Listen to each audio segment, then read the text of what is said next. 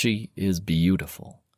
My mind, so wiped from an 18-hour flight, holds no memory of this woman.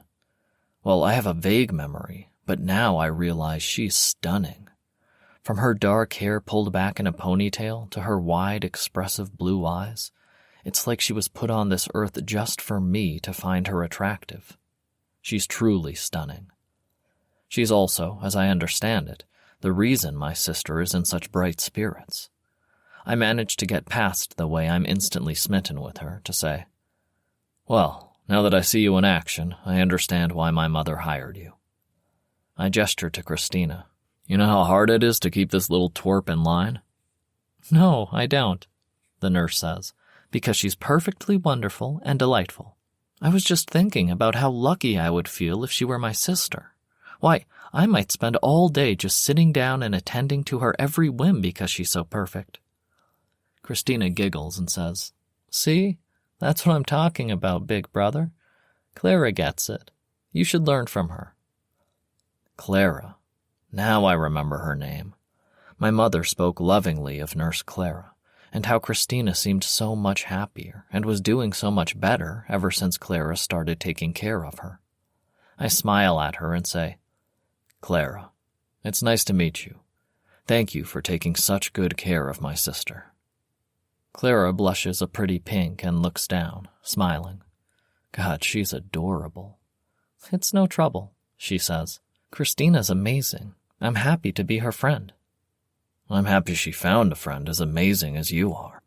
Clara giggles, only briefly, then she catches herself and stops, but it's long enough to remind me how absolutely stunning she is.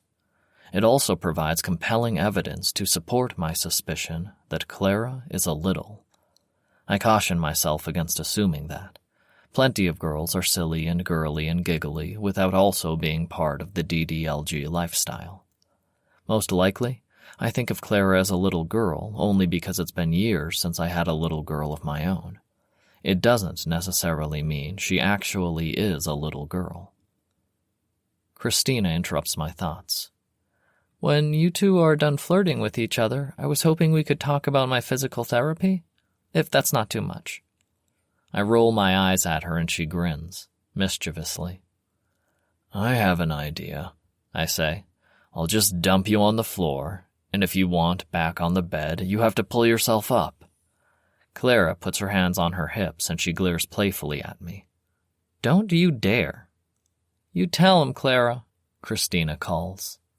I put my hands up in mock surrender, and after pointing a warning finger at me, Clara turns to Christina and starts talking about treatment options.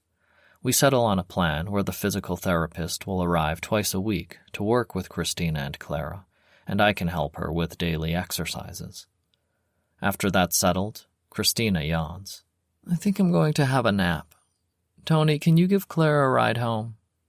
She fixes a knowing look at me as she says this.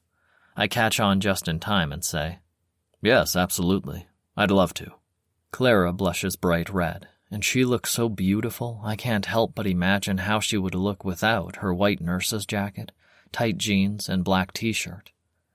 10 minutes later, standing in front of her house, I force myself to smile politely and extend a hand instead of an embrace. "It was nice to finally meet you, Clara. I hope to get to see more of you." "Why not right now?" she asks. I don't answer right away, too surprised to speak, until she opens her door and says, "Won't you come in, Daddy?" I don't have to think about my answer anymore.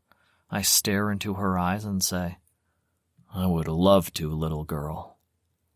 She smiles and takes my hand to lead me inside. As soon as the door closes behind us, I rush forward and put my lips on hers.